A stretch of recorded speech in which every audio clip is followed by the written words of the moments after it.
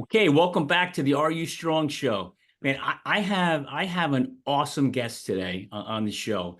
And what's really cool is I personally had the privilege to play college football with this young man, you know. And before I say his name, I want to just list what this guy has done in the last God knows how many years. But he's obviously a former college and professional athlete, a choreographer, a top dancer, an actor, a fitness guru, a philanthropist, a producer and director, a keynote speaker, and an author. So unbelievable stuff. Please welcome Lancelot Theobald Jr. To the show. Lance, welcome to the show, man. Jeff, it's a pleasure, man. It is a pleasure to see you again after all these years, Yeah, that's Real I honor to be here. yeah, I am so excited to have you on here. And we connected a couple of weeks ago, and well, before I get into all that, well, just tell the audience a little bit about yourself. Well, after leaving the sports realm, I had my own business. I had a sporting apparel business. And ironically, and I checked with my partner, my ex-partner, Rutgers was one of our clients. Really? We did years ago warm-up suits for the football team. Okay. One of the coaches, how I got to them was one of the coaches used to coach at the University of Maine. And it just goes to show you how all the coaches branch out and to go to different schools. You wind up I don't even remember which coach it was, landed at Rutgers. I got a meeting with him and they allowed us to do their warm-up suits. But to keep going, I had my own business, a sporting apparel company. And then from there, I became a producer, executive producer. And then from there, like you said, actor, a professional dancer. I've danced on Broadway. I've danced all, Metropolitan Opera. I've got 6 films. I just finished shooting a film. And then I had another film that just came out on Amazon Prime on the 21st. So you can check that out. It's called Oculus. And also I'm shooting my first TV show.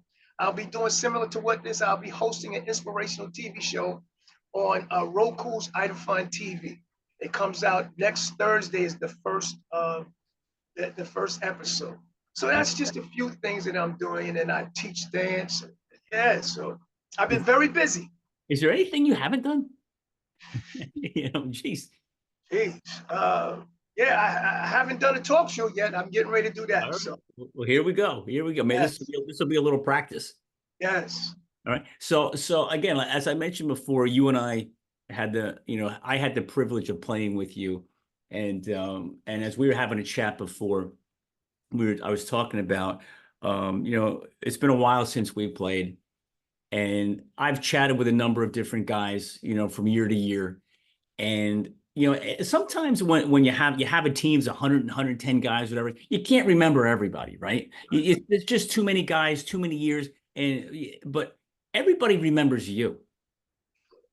Everybody remembers you, how you carried yourself, the effort you put in, the tenacity you put in, the hard work, and your overflowing, and I mean this in a positive, exuberant way, overflowing personality that you just couldn't help but not like, which was really cool. So I want to ask you a bunch of questions, about, and this, we might go on forever, but the first thing is I know not a lot about your personal life, but I know enough to be dangerous, right? If that's a good word or not. But why did you choose to play college sports? All the things you could have done. You're a New Yorker. You go up to Maine. Crazy as everybody's like, why you go to Maine? Like, what inspired you to play college sports in the beginning? Well, I think football found me. I didn't find football. Growing up in the streets of Brooklyn, New York, I was playing football with kids older than me at 8 years old in the streets. And it's ironic because a guy that I'm leaving with, I'm going to Trinidad August 2nd to train some of their athletes. I'm what they call a sports enhancement specialist. And this guy's a very famous basketball coach. Well, we grew up in the same neighborhood. He used to work for their daily news. And he went to my father, knocked on the door, and said, listen, you need to put your son in this organization called the Hurricanes in Brooklyn. It was a very good football organization. And the reason he did that is because I was always in the streets playing football. And I guess he saw the talent at 8 years old. My dad took me up there, we signed up, and ever since then, I've been playing football. But it wasn't like something, Dad, you got to sign me up. You got to sign me up. I was playing with the kids in the street, having a good time. Somebody saw me and said, you got talent. Told my dad, he signed me up, and the rest is history. Wow. And the reason why I got to Maine, because I had several different scholarships. I got in a plane crash going up to Maine. And after it was in the news that I got into a plane crash, all my other scholarships, I got letters saying, we're no longer offering you a full scholarship. So I wind up having to go to, not having, but I selected Maine because they honored the scholarship. So you were in a plane crash on Yes. on a visit to Maine. Yes. Can you talk about that? I'm like, who can function after a plane crash? Well, I did, but you can. It's interesting because I never forget, I got in a plane crash and got home, and then they wanted me to come back up. But like Scaldani said, we weren't sure if you were even going to ever fly again, or were you going to drive, or were you even interested in coming back up to my school, out to the University of Maine. And the fighter in me, that's who I am. Yeah. 2 weeks after I got out the hospital, I said, Pops, we going back up. They said, how you going? I said, I'm flying. I said, because if I don't fly now, and I knew this then I'd have a phobia and I'd be fearful. And once you're fearful, the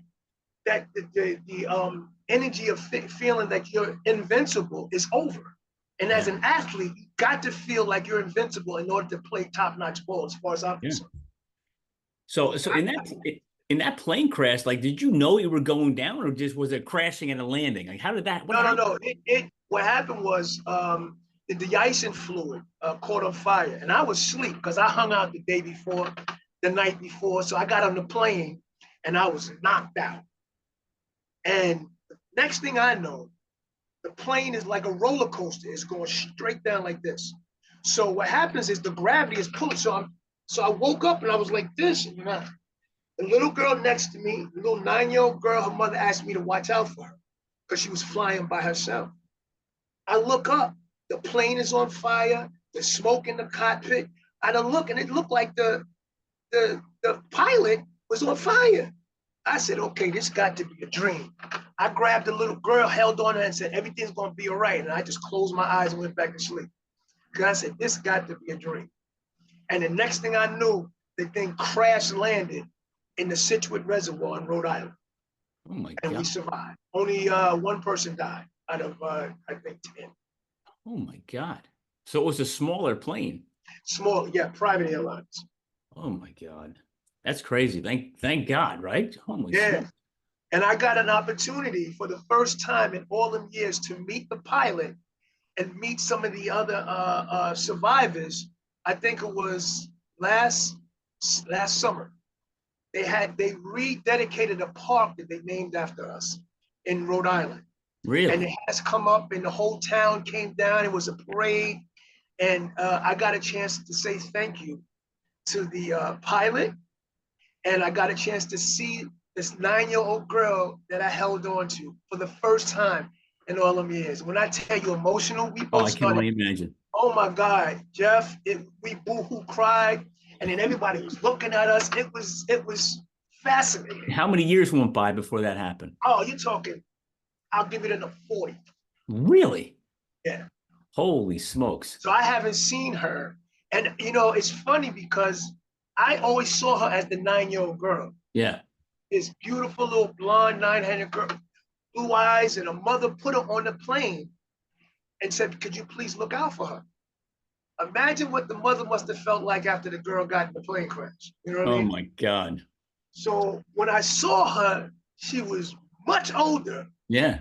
And it was like, you know what I mean? But I forgot people age. But but I've been thinking about her for years. Yeah. wondering how she was doing, you know, and always, every once in a while, it would come in my dream, just seeing her and Yeah. holding on to her. You know? Oh, I can only imagine how many times your name has come up in that girl's life over the last, 30, 40 years, I right? know she's come up in mine, so I can't, you know what I mean? And unfortunately, we saw each other, and then they had an event for us afterwards. And I went home with my parents to the hotel, which was a lot further than we thought. And by the time we got back, she was gone. So I never got a chance to really sit down and break bread with her and speak Yeah. and talk to her. How was the last all these years? And Yeah. it's still something that I want to do. Now, does she live close by to you or no? She lives in New, I think she lives in New York. All right. She wound up going to because I looked this up, Harvard, Really? and I think she lives in New York. All right. Well, Yeah, that's a bond that's going to last forever. I hope so. I You hope know, so. that's I hope so. so let's go back to Maine for a bit, right? And here's what I always ask all the athletes that join the show is there's so many things you can say, hey man, that was my favorite moment. That was the greatest time. What out of all the years you were up there in the freezing cold, tell me what was the most memorable moment that stood out for you? Well, I'll tell you. I'll give you two moments. Okay. A funny moment about the cold, and Uh-huh. then a memorable moment. Okay. A funny moment was sophomore year. You're probably a freshman. Yep. You might remember we were up in May, and it was freezing cold. It was cold enough to snow, but it was raining. And I don't even know what team we were playing. I was on the sideline for a whole quarter and a half, freezing. I had the poncho on. So somebody did something, and the coach got pissed off. And Rogers said, "Theobald, get in there." I looked at the coach. I was free. I said, "Nah, coach, that's all right. I'm good." He said, "What? Get your ass in there." And I had to take the poncho off and run in there. And I looked at Labonte. I said, "Please don't give me the ball, man. I'm freezing." You know what I mean? But I looked at the coach, and he just looked like the vein popped up. Oh yeah. Oh Get yeah. your ass in there, goddamn it, Yeah. Theobald. And I was like, dang, I had to take my stuff off Yep. Yep. and go with it. I The other think that was one, I think that was against New Hampshire. oh, you remember that? Yep, because I remember that time it was so cold. I was out there freezing to Oh death. my God, Yeah. yes. Yes, Yep. people think I'm lying when I say, No. no, that's really happened. Oh yeah. It was like it felt like below zero. Yes. I Yep. had never, first, Yeah. I never experienced that kind of cold Yeah. ever in Yeah. my life, Yeah. And ever. and all they gave us was remember the champion sweatshirts. That was it. That was it. There was no That was Under it. Armour stuff. There Oh, was no gloves. There was nothing. Go out there and play no, and freeze I to death. was freezing, freezing. Yes. That's funny. And the next would be um, Delaware game, last game of the season.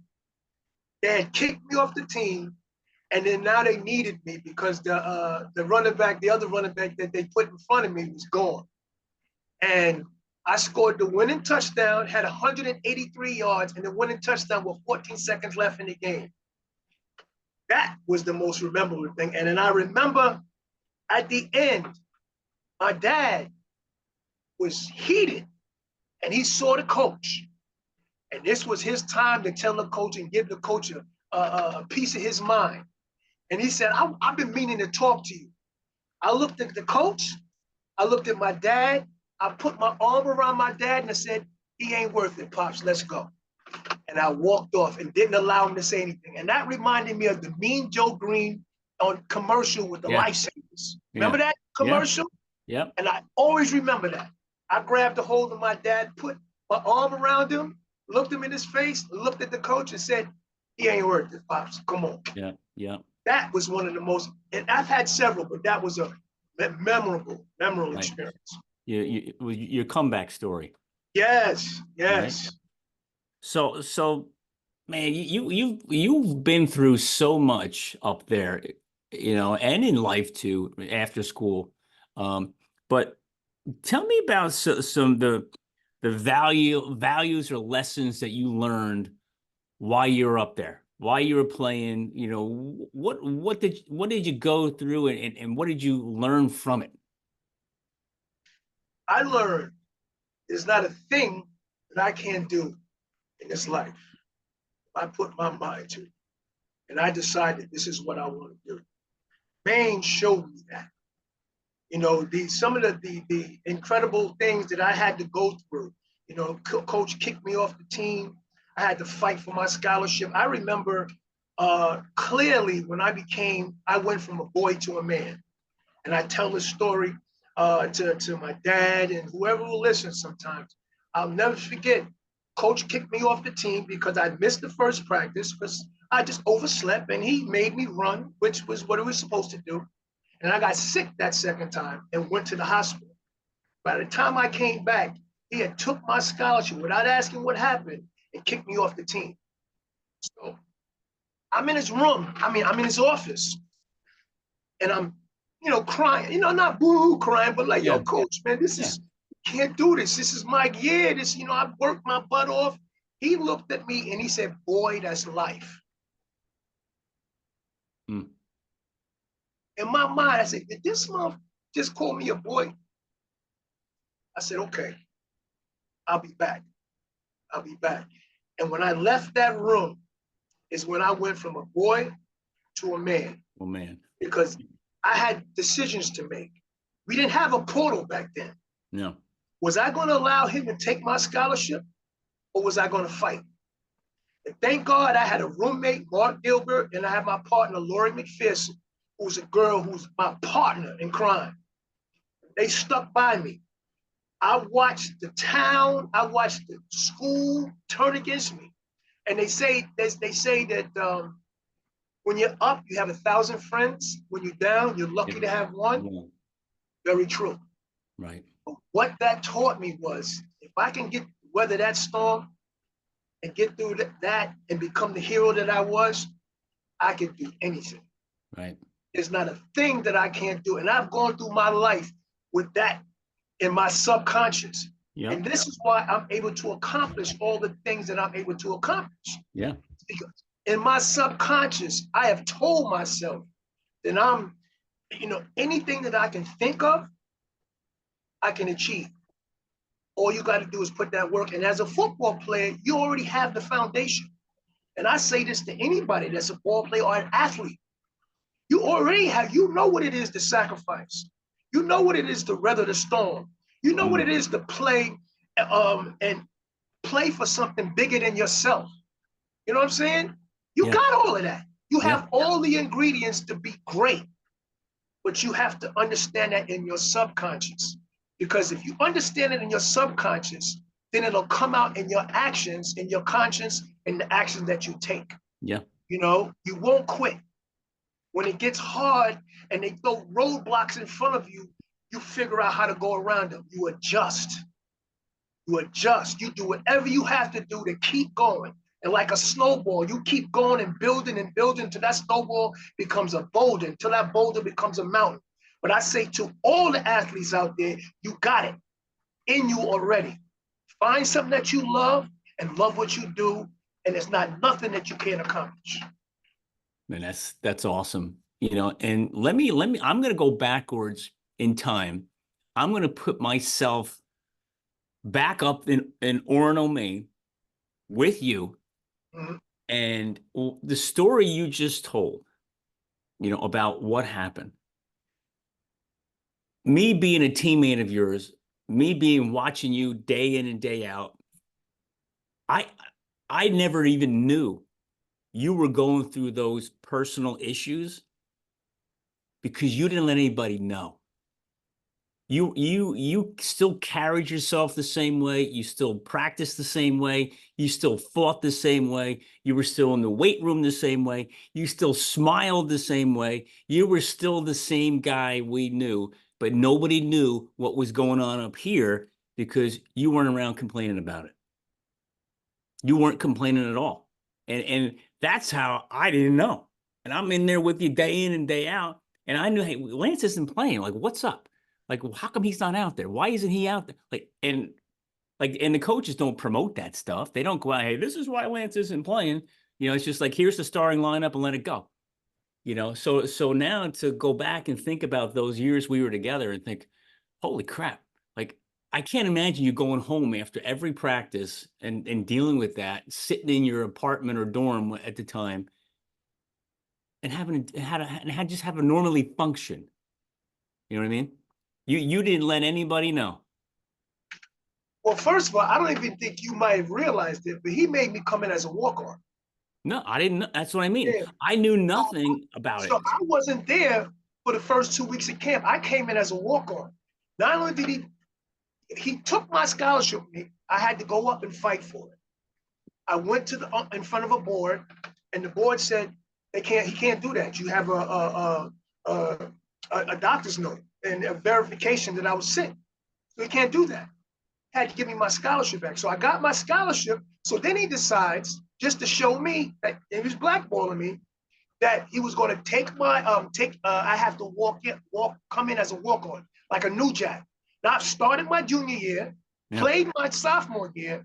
This is my year to be the star. And he made me come in as a walk-on. Not only did he do that, he then took my number. Because I don't know if you realize this. I was number 33. Yep. My sophomore and junior year. Yep. He took 33 and gave it to the freshman. I remember that. Number 32. Yep. So psychologically, he was really trying to do a number on me. Yeah. Then I came in as a walk-on, and he turned me to fullback as opposed to running back. So he did everything in his power to try to either blackball me or what I say is break my spirit. But what he didn't know was, I'd already got into a plane crash, train crash, car accident, and almost drowned all in the same year. And I survived all of that. So in my mind, I was special. Yeah. So a regular person, God got my back. The universe got my back. So you have no idea who you're dealing with. I went home and I trained 7 hours a day, 6 days a week. Yeah. And I looked up what they call plyometrics, which people hadn't even heard of back then. No. And I trained plyometrics. So when I came back, I was in the best shape of my life. You were jacked up. A different running back. I was more explosive. Yeah. And every time he put me in, took me out. I never, ever complained. I never said anything because in my mind, I knew God got me. Yep. And the universe got me. So it was going to shift in such a way I was going to get my chance. Now, we only had 2 games left in the season. Show you how God is and show you how the universe is. Who got hurt? Doug Dorsey. 2 quarters left. The first time I touched the ball, I got 60-something yards. By the end of the game, in 2 quarters, I ran for 187 yards and 3 touchdowns. We beat nationally ranked New Hampshire. So he couldn't stop. And then he benefited from that because he left the next year and got a head coaching job somewhere else. Yeah, yeah. Well, I keep saying this, but I just keep remembering you smiling all the time. You're always smiling back then. You know what I mean? You're like, again, I never knew it. Never knew what was going on, and it's crazy. But now let's get into all the cool stuff that's going on with you. Okay. Right? But first I want to ask you if let's go backwards just a little bit. Younger athletes coming out of high school, thinking about going to play college, whatever, let's say football. What advice can you give these guys or girls, aspiring to play a college sport? What can you tell them about gearing up and getting ready? I would say you have to do and train harder than your predecessors or you. I always say, if somebody's training 2 hours a day, you have to train 4. If somebody's training 4 days a week, you have to train 8. And I know there's only 7 days in the week, so you have to find that 8th day. If you want it, and it's much harder for these high school kids coming out because of the portal. So a lot of these colleges now are picking from the portal as opposed to these high school kids. Yeah. You know, and I'm training a high school kid. I mean, a kid that's in junior college now that wants to play basketball. Mm-hmm. And I love him because he's doing whatever it takes. He's got 2 trainers, and then he's got me as the sports enhancement specialist. That's how you got to do. You got to do the extra work. You just can't play in basketball all day. It's not going, or football, or anything that you're doing is not going to get it. You got to get in that weight room. You got to do your explosive work, and you got to do the fundamentals. Yeah. If that's what you want, you have to treat it like a full-time job, because it's hard out there, especially for these high school athletes. It's not impossible, but if that's what you say you want, you have to go after it. And it's a 5-6 day a week. Every day, you don't take time off. Summers, you keep working. You know what I'm saying? You got to grind. I like how you said you got to find that 8th day. That's right. That's awesome. So what advice would you give them about, handling the pressure, handling the pressure and the challenges that they're going to face coming into college? I mean, you are overloaded with all kinds of crazy personal and athletic, stresses and pressures. What kind of advice can you give people about how to handle all that? I think it's about staying focused. You know, if you're prepared, and this is like professional athlete, the reason why they're professionals is because they're prepared. They have done stuff over and over and over again until it becomes like second nature to them. As long as you are doing your work and you're doing what you're supposed to be doing in terms of bettering yourself and getting better each and every day, there's no pressure on you because you're ready for whatever comes at you. The thing about pressure is you have to be prepared for it. When you're not prepared for it is when pressure begins to get at you. But those people that hit that shot with 2 seconds left, they have done that time after time in practice. Right. So that it is just a regular thing for them once they get out there. So my thing would to say to them is you gotta do your work. Yeah. You gotta prepare yourself. And then pressure will be something natural. You'll be able to deal with the pressure because you're ready for it. You're prepared for it. I've heard a million times, pressure is a privilege, and if you want to be out there doing the pressure situations, you need, like you said, be prepared. If you're not prepared, you're not going to get thrown into the pressure. That's right. So looking at, all of your setbacks. Yeah. The average person would have ran after the plane crash, right? What specific setback did you face that you said, you know what? Doesn't matter. I can do anything.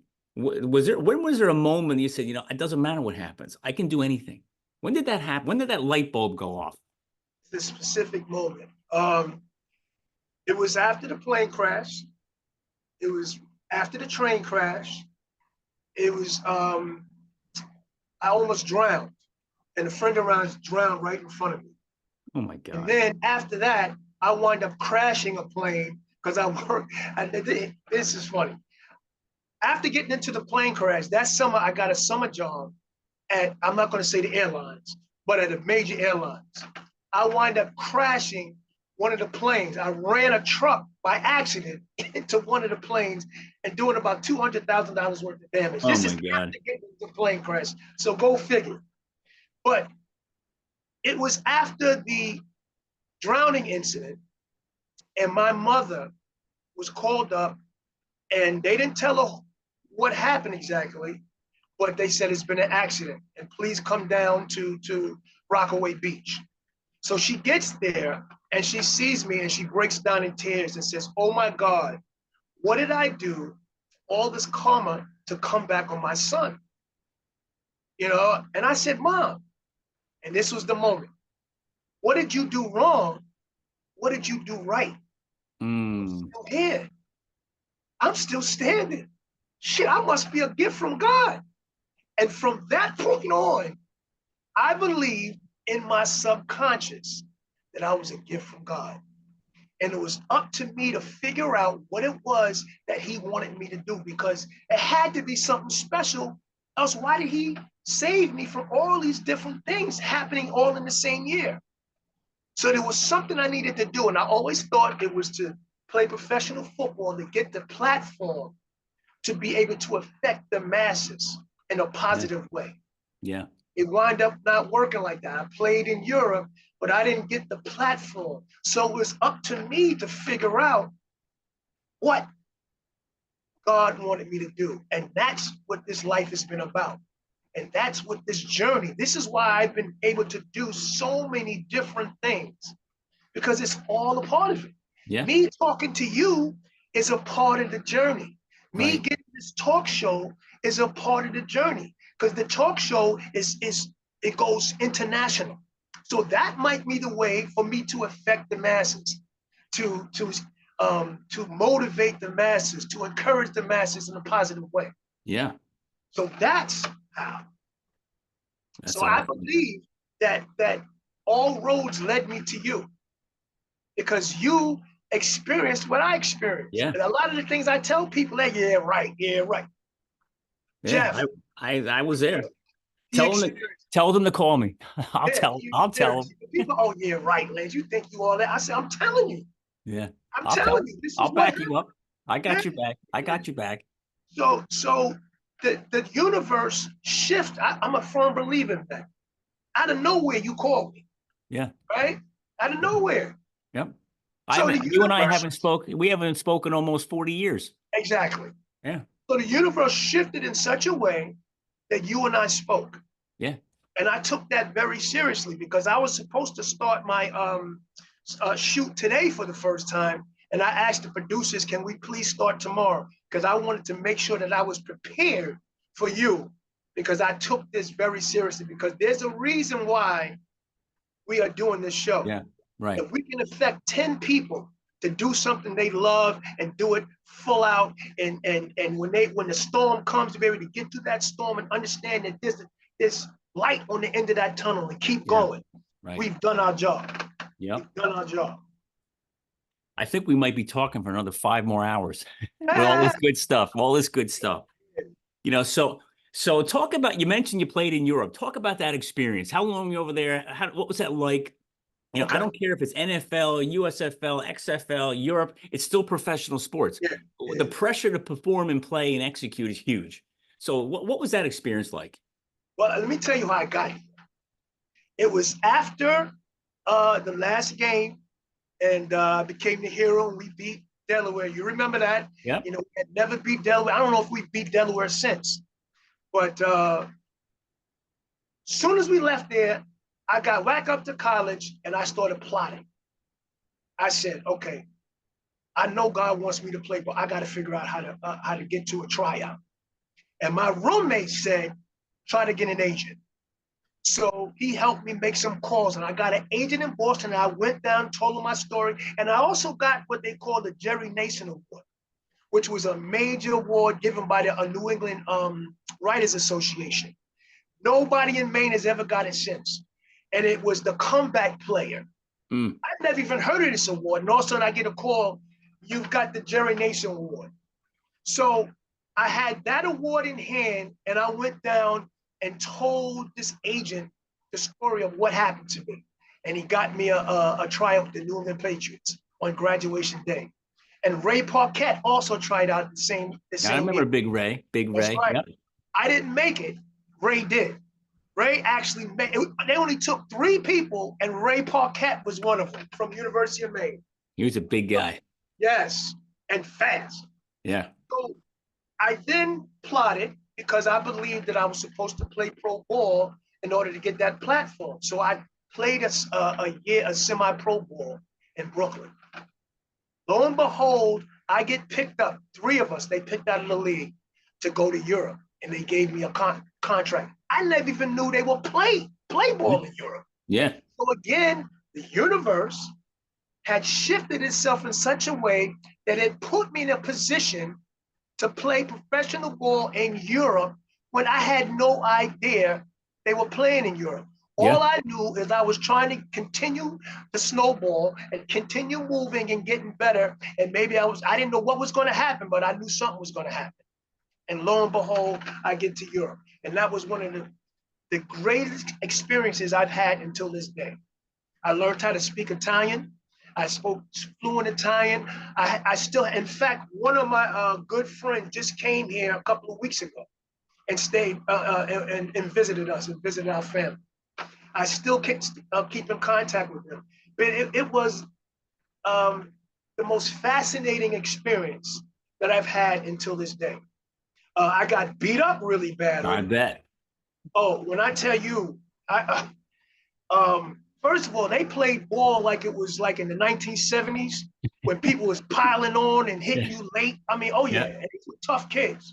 Yeah. I got beat up so bad, my hands were like this from them stepping on it. You know, I had separated the cartilage from my rib cage, which was extremely painful. You can't breathe when that happens. Oh man! And every time you breathe, it's like somebody stabbing. Yeah. But these are the injuries that I got playing over there. You know what I mean? I got over 1,000 yards, but I paid for every yard. Yeah. But if I had to do it again, I'd go right back there. I made some incredible friends. It was an incredible experience. I learned how to speak Italian. And I took art history, right? And I took art history as a freshman and flunked. So I had to take it again. And I got a C, but I went through the motions because I just didn't understand how art and things were still there from thousands of years ago. It just didn't register in my mind. I got there and saw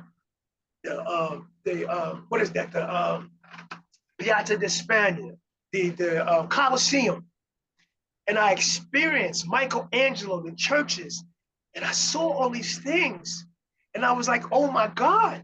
Yeah. I should have paid attention. This stuff is real. Right. It just opened my mind up to so many things. And I came back so much more of a worldly person. You know what I mean? And appreciate until this day the experience that I had. You know? That's great. That's awesome. Yeah. So you had, think about your tough time in college. You're beaten up overseas, playing Europe. What did you do to stay motivated during all that pain and anguish and setbacks and hills you had to climb? What'd you do to keep yourself motivated through all that? I told you, my subconscious, I believed that this is what I was supposed to do.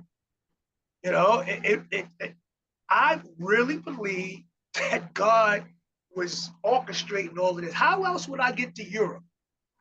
After all that happened to me in Maine, I found myself in Europe. Everybody else is not playing ball. I'm playing ball in Europe. How else, unless there was somebody orchestrating this?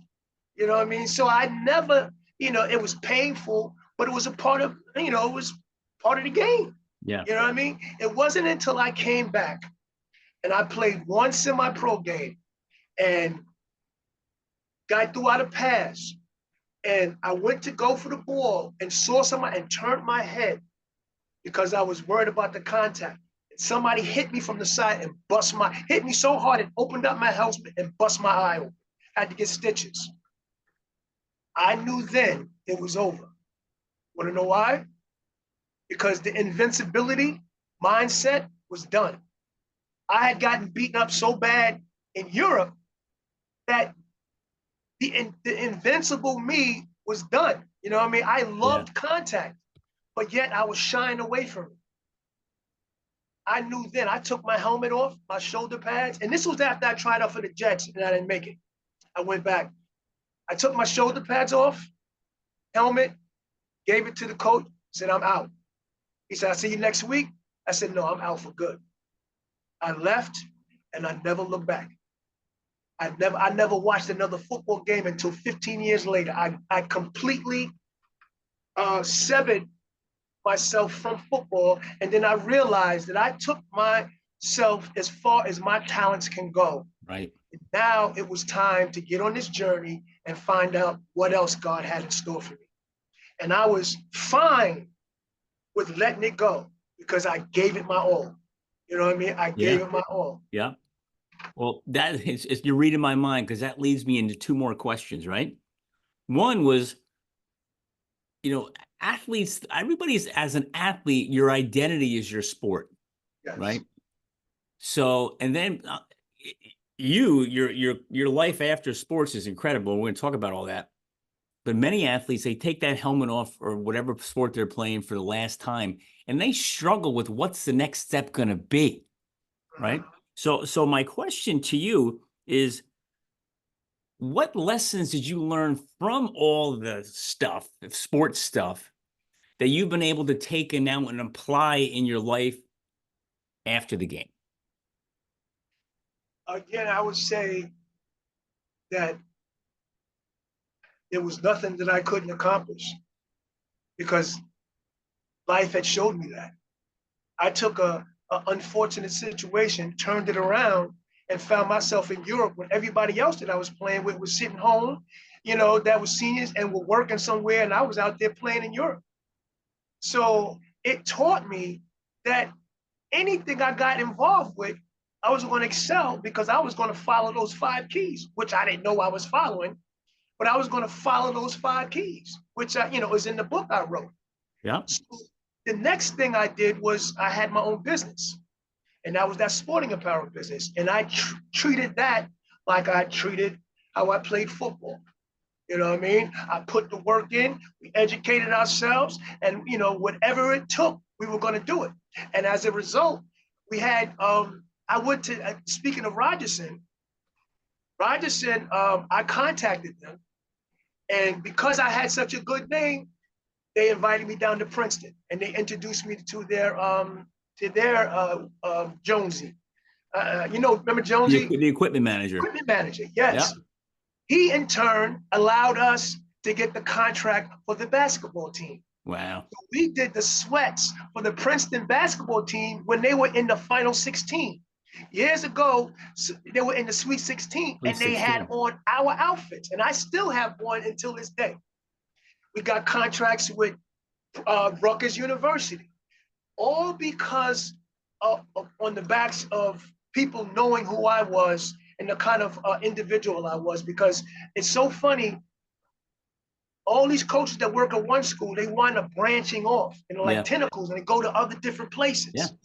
And I just hit all the places of the coaches that knew me, and every place that I went, they embraced me because of who I was. Yeah.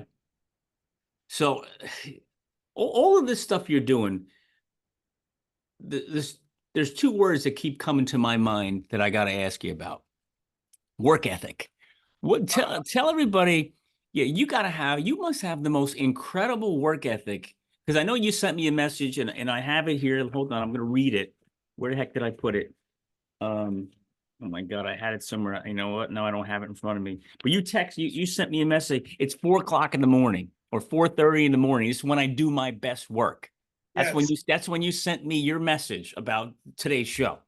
So talk about your work ethic. What did sports do for you to build that work ethic, and that you've just carried it through for the last 35, 40 years? Well, my father taught me this when I was younger. He said to me, he gave me an example, and I'll never forget this. He doesn't even remember this. He says, Lance, if you had a team and your cousin was playing, and you had to pick between your cousin and somebody else, who would you pick? I said, my cousin, every day, all day. He said, exactly. Now, if you had to pick your cousin and this other player, and you want to win, and this other player was twice as good as your cousin, who are you going to pick? I said, well, man, I'm trying to win. I'm going to pick the other guy. He said, exactly. I said, okay.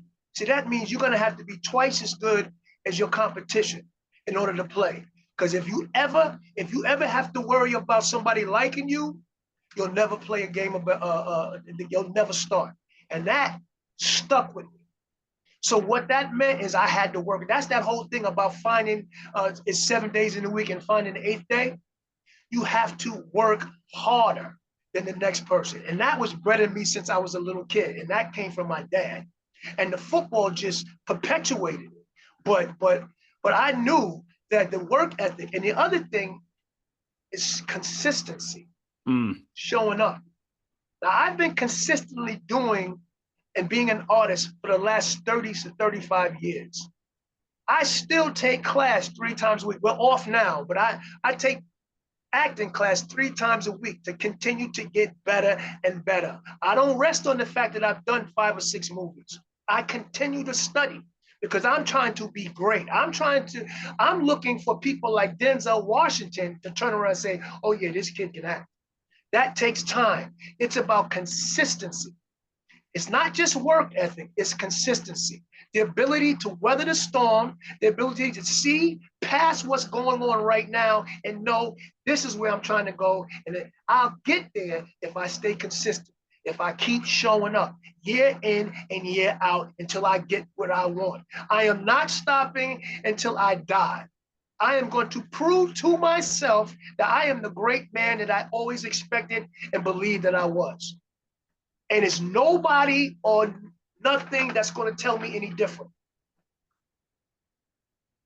Now, I'll tell you, your energy just flows, man.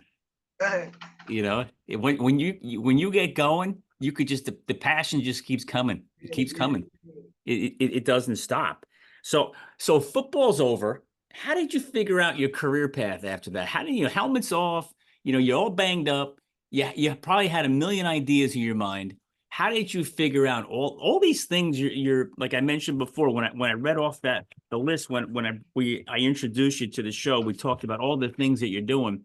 You know, former athlete, choreographer, dancer, actor, fitness guru, philanthropist, producer, director, keynote speaker, author. Like, how did you create that path? I left myself open and believe that again, the universe shifts in such a way. So I'm not closed-minded. So my partner came to me and said, let's start a business. And this is the business plan. I said, okay, let's do it. Then while I was doing the business, I started feeling as though this is not it. This is not what God has in store for me. And now I have to leave myself open. And then I met a guy in the street, a guy by the name of Richard Willis Jr., who introduced me to the arts. And that's how I got into arts. But I was open enough to understand that can't beat a dead horse. There's something's not feeling right about what I'm doing right now. It has nothing to do with my partner, who I loved, and he was a great partner. But it wasn't fulfilling me. Something was telling me I'm supposed to do something else. And I met this guy and decided that this is the road I'm going to take. And I trusted in myself, and I trusted that the universe was directing me in this way because I didn't know him and he didn't know me.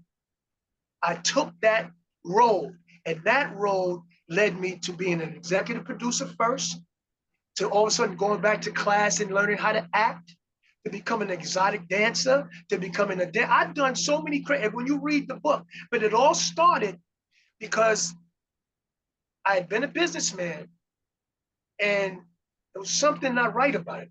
You know what I mean? It didn't feel right. Right. And I decided to go on a different route. I made the decision, the choice. You have choices, you have decisions to make. And a lot of people get an opportunity to make these decisions, but they say, I can't this, I can't do that. I'm too old, I'm too young, it's too hard. But sometimes you just gotta step out there knowing that you're gonna figure it out. Yeah. You're gonna figure it out. Yeah. And enjoy the process of not knowing to knowing. And all the stuff in between. That's where the beauty of the journey comes in. You know, when you don't have when it's not a struggle, it's no fun. When you get what you want right away, that's no fun. It's having to work for it and figure it out and get up 4 o'clock in the morning and figure out, how do I get to where I want to go? And I got this obstacle on my way. You see what I'm saying? Oh, yeah. I mean, what you just said, I love what you just said. Because I'm all about the process too. And I would say enjoy the process, but you're like, enjoy the process of not knowing to knowing. Yes. I mean, that is so cool. Can you just elaborate on that one a little bit? Okay. I teach tap. I have my own tap technique that I created. It's called a T3, which is the Theobald tap technique. And one of the things I teach my tappers, and I've had some phenomenal tappers that have done great work. And each year I do 20 minutes of just straight up technique. And every year you see kids, they get down on themselves because they come in and they think they know how to tap, And they get here, and this is very specific. It's very controlled. And they get down on themselves. And every year I say the same thing. Stop getting down on yourself. I know what I'm doing. If you follow this technique, you will get to where you want to go. Enjoy the process of not knowing. You don't know. It's okay. That's what I'm here for. Enjoy the process of not knowing to get into the process of knowing and all of what's going on in between. Because if you could do that, it becomes a joy. It's a love. It becomes a passion. Yeah. But when you're out there with that third eye looking down on yourself, oh my God, I can't get it. Oh, I'm dumb. I'm this. No, that's what a teacher is for. They're there to guide you. So enjoy it because it's fun. It's exhilarating That to is not huge. know something and then know it. Yeah, man, that is so powerful. That is awesome. You know, so let's talk about your book. You know, you see it behind you there. I have a copy here. You know, they haven't made an axe that can chop down a tree, or I mean, chop down a dream. You know, the 5 keys to reinvention. Let's talk about those 5 keys. Yes. Okay. Well, first of all, let me back it up for a second. What was the motivation to write that book? Because I mean, there's so many cool things in there. What was the motivating factor? Hey, I got to write this book. Well, my dad had been saying, son, you need to write a book. Years, son, you need to write a book, you know, about your experience on the campus. And I kept thinking in my mind, that's only one factor of me. There's so much more to me. And I was like, no, I'm not writing that. It wasn't until the pandemic and being locked down and not knowing what was going on and then saying enough is enough. You know, I was depressed. The whole thing with George Floyd came in, and I've had situations with getting beat up with cops, and it depressed me. And I'm not used to that. And one day, about 3 weeks into the pandemic, I said, that's it. I've got to start setting some goals for myself and figuring out what I could do to show people because we're going to come out of this pandemic. And I wanted to be able to show people that you can have no control over certain situations, but the things that you can control, you can do great things. So I started figuring out. First thing I did 75,000 push-ups and 30,000 pull-ups and curls and squats. And I raised over $28,000 for 2 different organizations. Oh, wow. Yeah. So that was the first thing I did. In the midst of doing that, I kept seeing, you know, the internet reads your mind. So I kept seeing this guy talk about athletes writing books. But because I don't trust the internet, it took a month before I would even click it. And I clicked it, and I took a meeting with them, and I signed on. And then they taught me, because I always thought, right, I'm not a writer, you know, it was a monumental task, but they taught me how to break it down and simplistically write it in a way that you can get a hold. And I finished the course and I wrote the book. So I did 75,000 push-ups, raised $28,000 for 2 different organizations. I wrote a book.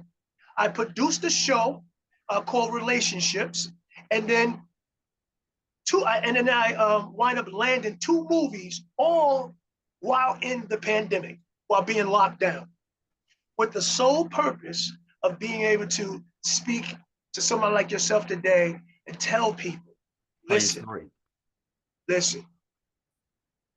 you can be locked down, you can be locked up, but your mind is not locked up. You can do great things if you set out to do great things.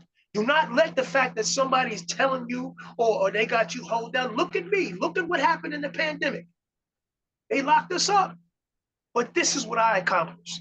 And you can accomplish the same thing. Follow those 5 keys. Yeah. So let's do that. Let's talk about the first one, right? Being comfortable in your own skin. Yes. You know, I want to break each one of these things down, man. I want everyone to hear from you, the author, like what was going on in your mind to say, okay, first be comfortable in your own skin. Yes. Being comfortable in your own skin. First of all, in Maine, you know, it's one of the things, I got that from my partner, Lori McPherson. because I asked her to write something. In the back of the book, there's testimonials. And Laura McPherson is one of them. And that was my partner in crime. And she said, the thing that I loved about you was you were comfortable in your own skin. I had never heard of that before. And I said, I was. I was dropped off in the middle of nowhere. There was no Black people up there. Yeah. You know what I mean? But yet, I was always me. I was always comfortable. I can adapt. It was whether it was white people, it could have been all Chinese or whatever. I was going to be me. And I was comfortable and loved the people around me. So I began to think, that's important.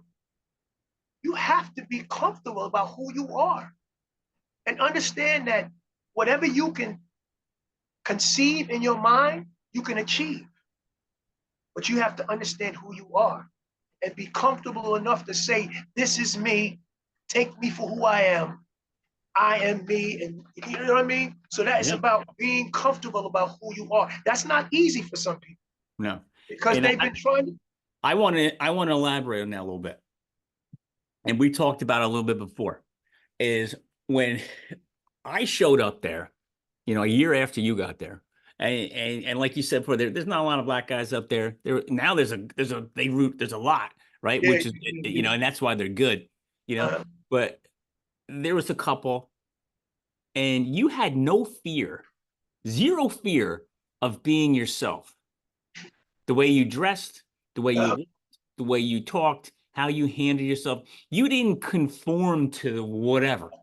You know, you without, and you never said this. You never said, "Hey, man, I'm doing my own thing. Screw that." You just said, like I said before, you were the Deion Sanders of our time up there.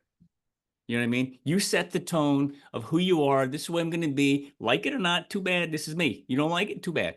You know. But what happened? My opinion, my view, what I saw is everybody liked it. You know, everybody was like, Lance is the man. You know what I mean? So it's so true that if you're comfortable in your own skin, don't worry about what other people think.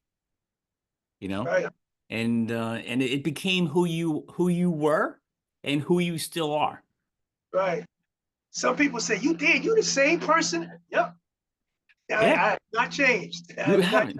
You first of all, you haven't changed your personality, but you haven't changed age-wise either. You still look like you're 23 years old. You know. So okay. So key number 2 is surround yourself with people that have done what you want to do. Yes. Yes. Elaborate on that one. Especially as an artist. You have to surround anything that you want to do. You have to be around the people that have done what you're trying to do because they have the formula, because they've done it. So if you need to do an internship, now one of the things I disagree with is they're trying to get interns paid now. I don't believe in that. Internship is you're supposed to be learning whatever it is that you're trying to do. That it's valuable information to be around the people that have done what you're trying to do. Let's say, you know, as an actor, you know, hang around actors that have been successful and figure out why they're successful, because then you'll see that the actors that are successful put the work in. That's one of the things I realized, that all the people you think that are there because they look a certain way or they're lucky or no, they have put the work in and year out. This is why I'm in class 3 times a week, because I'm around others that have been successful and they all tell me this is how you get better. You know what I mean? It's just consistency. You keep coming, eventually you're going to get there. And I'm like, really, that's it? I just got to be shit. Well, let's go. Let's do it, babe, because I know what it is to be consistent. So this is why it's important to surround yourself. They have the key. They have the formula. All you have to do is just listen and just rub off and see what they do and then just duplicate it. Yeah. That's awesome.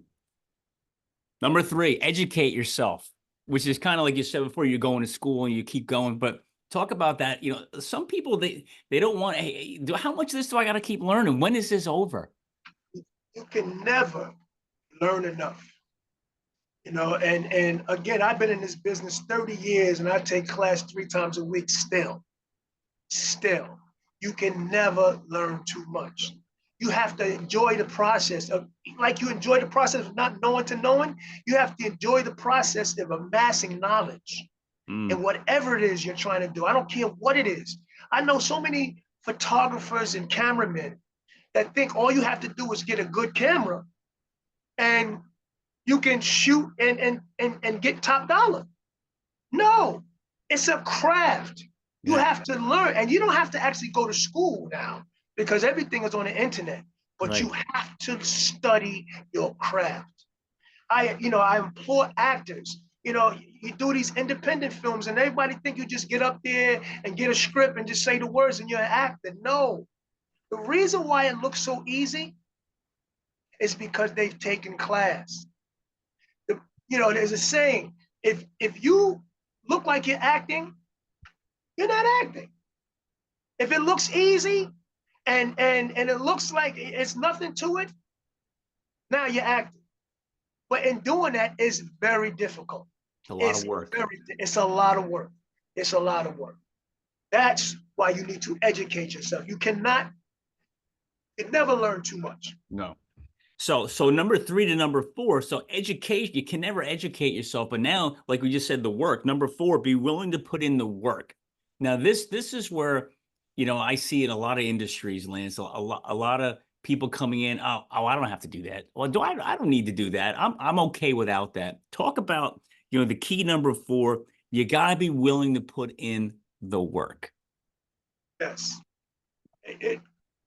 Again, I'm a firm believer. If somebody's working 4 hours, you need to do 6 hours.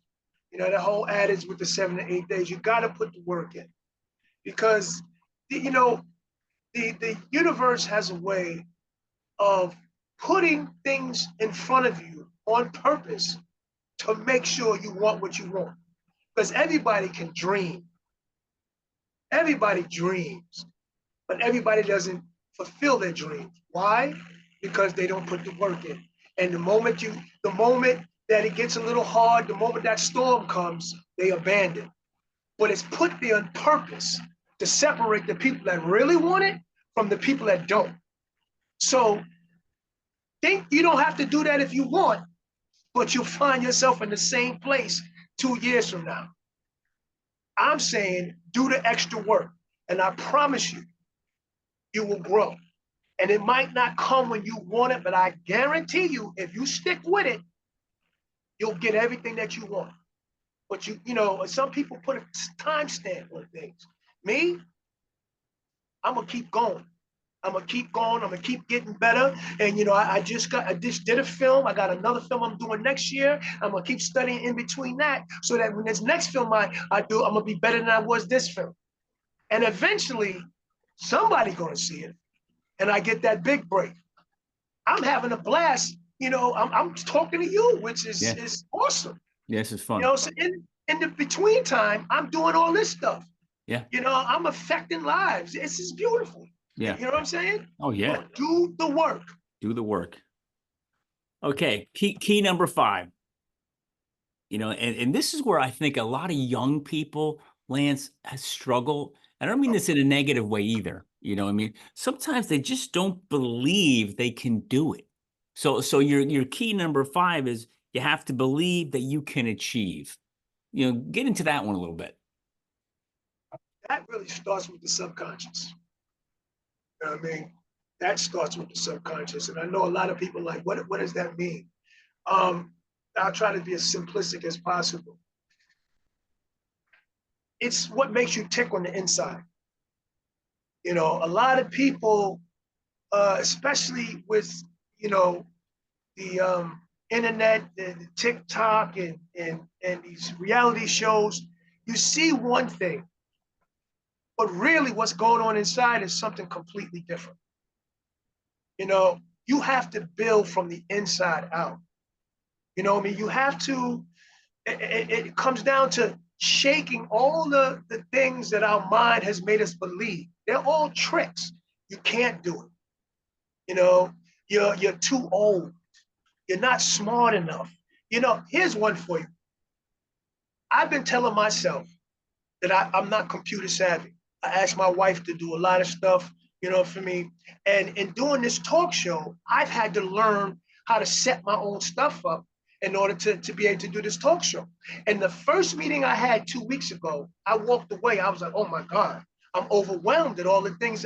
And then those keys and things started to kick in. And I said, you got to break it down. Watch the film again. I watched the video 4 or 5 times and I just kept breaking it down. Then I called the producer and I asked for help. I asked her to give me a little extra help. And she didn't know. So I just kept breaking it down. But what happened was I believed that I could achieve it. So when you believe it subconsciously, you'll do whatever it takes to make sure you get it done. See what I'm saying? Yep. So that's important. It's not easy for some people because, you know, because of life and you might not have the supportive parents, and it is all kind of things, a reason why subconsciously you don't believe in yourself. But I'm saying to you, start to change that. It's about tweaking little things, you know, and understanding that, yes, you can. Yes, you're not too old, because look, Lance and Jeff just showed you, you can do it if you just follow this. Yeah. You see what I'm saying? Yep. But that's very hard, believing in yourself.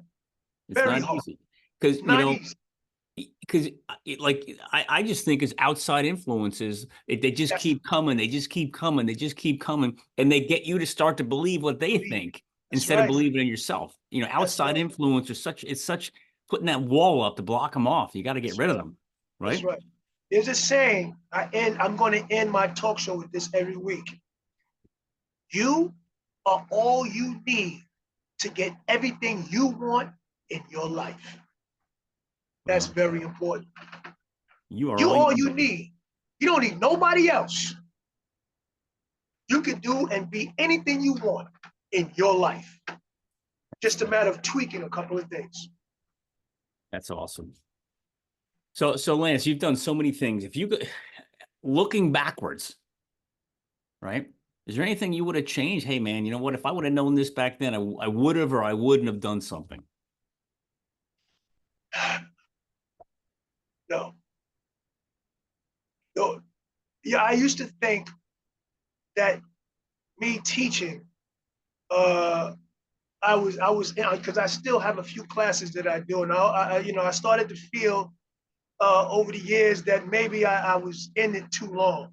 You know, that I should have been out here pounding the pavement and being more of an actor. Although I've got six films out, and then I realized about a year or two, well, maybe a little longer than that, that this is all a part of the journey, and that I'm here because I'm supposed to be here. And when it's time to leave, I'll know it because the universe will tell me. So the one thing that I thought, you know, and I used to struggle with a lot because I didn't really want to be a teacher. You know, a friend of mine's got me involved, and then I come to find out that I'm good at it. And I wind up finding myself 15, 20 years later, I'm still teaching. You know what I mean? But when you look at it in the framework of life, 15 to 20 years is, when I tell my story, it's like that. Yep. So, no, you're here affecting a few people's lives, whoever, you know, because a lot of kids I teach are not going to be artists. You know, they can care less. You know what I mean? Yeah. But the 1 or 2 people that you affect, it'll go with them for the rest of their lives. Yep. And that means you have done your job. So no, I haven't done anything. I don't regret not a thing that I've done. And if I had to do it all over again, I would do the exact same thing because I love my life. I love the people that I'm around, the people that I work with, my clients. I love them. You know what I mean? I'm blessed, truly blessed. I have a great wife who is super supportive and you know, struggle sometimes because I could be very aloof and very focused on what I'm trying to do. And she's very much a person that will say, look, I need some time. And I love that about her. You know what I mean? I love that about her. Super supportive. You can't ask for more than that. Uh, you know? she don't understand sometimes.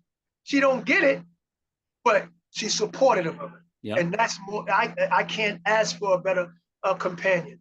You Yep. know, when you don't get it, what it is to be an artist, but you get that you're supporting me and you know what I Yeah. mean? And you're Yeah. going to be there for me. And that's all I ask. And I love her for it. I love her. That's awesome. How many times you tell her that? I tell her all the time, I love All her. right. Love you. You know what I mean? I'm not the great, now don't get me wrong, I'm not like this super great husband. You know what I mean? I try to You're be. not And perfect. No one's always, perfect. yeah, she always sit down and say, Lance, this, you did this, and it gets me. You know what I mean? Because the one thing is I want to make her happy. Yeah. You know what I mean? But when you're super focused like I am, and year after year, it's hard. It's almost like you have to be selfish Right. in order to accomplish what you're trying to accomplish. And I'm sure if you talk to somebody else who has accomplished big things, it would be the same thing. Oh, he's an asshole. Or all he thinks about is, but that's the only way you can accomplish what you're Yeah. trying to accomplish. You got to be You know what I obsessed. mean? Almost You be have to be almost obsessed obsessed. with it. Yeah. Yep. There's no other way. You have to be obsessed with it. Yeah. Okay. So you've done all these things. What's the future looking like? Like what are your aspirations, going forward? What's on your bucket list to keep doing? Uh, well, first and foremost, I can't wait to do this talk show. It starts tomorrow. We Yeah. shoot our first show tomorrow. And all roads have led here, because this talk show is an inspirational talk show. All right. And it's on Roku's I Define TV. And you can get Roku I Define TV all over the world. Now, I've thought since I was 17 years old that I was supposed to be this beacon of positive light that inspires people all over the world. And it was up to me to figure out how I was supposed to do it. I thought football would give me the platform. It didn't work out.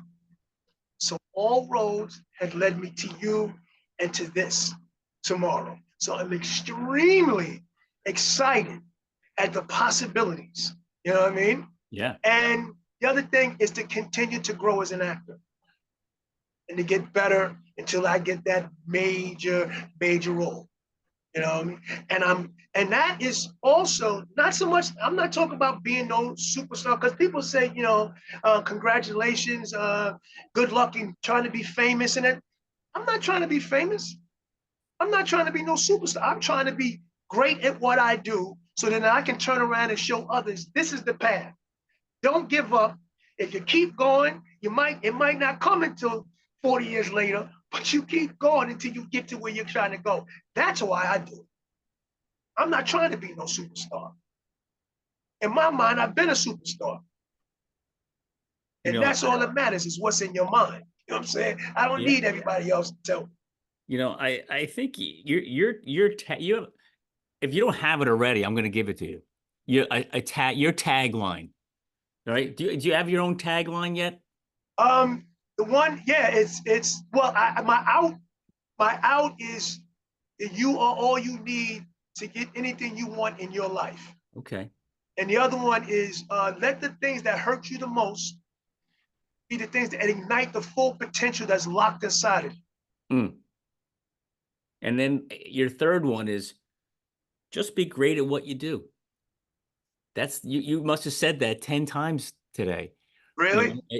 Just be great at what you do. Just be great at what you do. Enjoy the process. Enjoy the process of not knowing until you have so many lines that you could use in so many things. So your show that you're going to be doing, I can't imagine how great that's going to be. Yeah, I'm excited, man.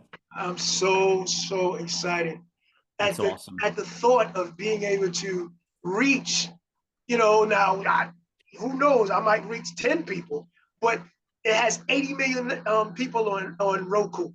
Yeah. So the thought of being able, the possibility to be able to reach like a quarter of that is just fascinating to me. Yeah. And it makes me know that what I believed at 17 years old was accurate.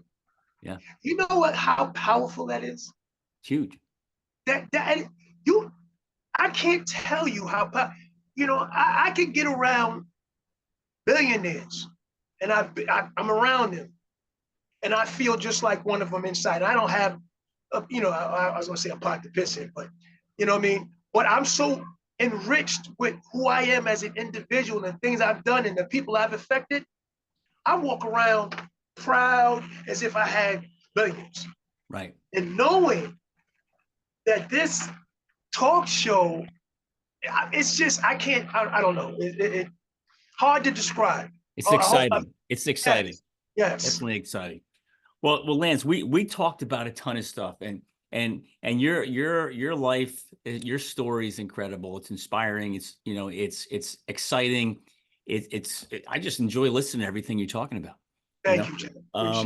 Is there anything else I haven't asked you that you think we should talk about before we wrap it up? I want to ask you, and this has been bugging me. Years ago, I told somebody about what happened to me, and this goes back to what happened. And he said to me, nobody spoke up for you. And I said, no. He said, you got to eat that. Because there's a reason why nobody spoke up. That might have been something you were doing wrong. So I want to ask you, when that situation happened, how come, and especially the captain never said, until this day, I can't, I'm not going to say names, but he befriended me on Facebook. And can't do it. The captain can't do it. So I need to know, just for myself, why nobody said anything or spoke up, Right. I'm going to give you my viewpoint, and it's an ignorant viewpoint. Keep in mind, I don't know. I didn't know. You know what I mean? And ignorance is that an excuse? No. Yeah, I can accept that. But the coaches, and keep in mind, 40 years ago, the world was different. Absolutely. Today, and this is no disrespect to today's world, things change, things evolve. But back 40 years ago, when the coaches said something, that was it. There was no arguing it. You didn't, and they didn't publicize the stuff either. Like, they didn't get in front of a room and say, hey, Lance, you're kicked off the team, and this is why. Nobody knew. Right. And when you weren't playing, I was a young guy, and I was questioning it, and I would ask the guy, hey, why isn't Lance in? How come I don't know. What did he do? I don't know. And I think part of it, Lance, is this is to your professionalism. You weren't complaining and bitching and moaning about it either. You took it and you fought and you fought and you fought your way back. You weren't out complaining, yelling, screaming, arguing, which made it even more like nobody knew. Nobody, you know what I mean? So that's me saying, hey, you know what? If I would have known, and maybe I would have had the courage to say something, but back then things were different, and there's no social media, no, that stuff, and I attribute it, this is a tribute to you, that the squeaky wheel gets the grease, right? And you didn't complain once to anybody. Now, would have complaining gotten a difference? Probably not. But it would have forced whoever was making that decision to make even stronger. Hey, I'm going to fight this even more. This is my rule. This is my right. But you know what? If I'm going to bet you that if someone did speak up and got the coaches to change their thought, you might not be the man you are today. I agree. Right? I totally agree. Jeff, you just, I feel like tears welling up. I've needed to hear that. You know what I'm saying? Because you suppress it and you move on. Yeah. That's a part of my life that I've never been able to really discuss with anybody, because I tell a story and people, wow, but they weren't there. Yeah. And it's hard for them to really did that really happen? Or is it, Right. You know what I mean? So to hear you say that, and that's enough for me. Yeah. No, that's enough. Well, listen, if anybody wants to find out and ask more, give them my number. I'll be happy to tell, and what I'll be very proud to talk about is and how you carried yourself and handled the situation, because most guys, especially today with the portal, I'm out of here. Yeah, they could. Yeah. Right? I'm out of here. I'm not taking this. I'm out of here. Whereas you, I mean, you came back. They forced you to come back as a walk-on. Who would take that today? So you're Lance. You're a special man. And you're touching so many people out there in this world. And you're going to continue to do that. And man, I am so excited for your show and your movies, and you're going to write another book. I'm telling you, you'll write another one. You know what I mean? About all the things you've done and accomplished. Like this is all the stuff. Your book is all the things that you fought through. Now, for the next 10 years, the things you're going to do and the achievements you're going to have, you're going to write a book about that. But I'm looking forward to seeing you on the big screen and having some fun saying, hey, you know what, man? I know that guy. So Lance, thanks for being on the show. I really appreciate it. Your story is inspiring. It's infectious. It's liberating. And I'm proud to say I know you. Jeff, I appreciate that. Thank you for contacting me. And it's been an honor, actually, to be able to talk to you. And I hope this can help, if it's just one person to get up there and be the best. What's the tagline? Be the best. What did you say the tagline is? Hold on, let me look at my notes here. I wrote a lot of notes. It's just be great. Where the heck did I write it? Now it's funny. I can't find what stuff I wrote down. Great at what you do? Yeah, be great. Just be great at what you do. Just be great at what you do. Hopefully we can motivate somebody, a few people to be great at what they do. Well, if they can do inside of all of us. If they can do half of what you've done, they're going to be great. Thank you, man. So Lance, thanks for being on the show, and I can't wait to see you soon. Jeff, appreciate you, man. Thank you. And good luck with everything. Thank you. And go Black Bears. Go Black Bears, baby.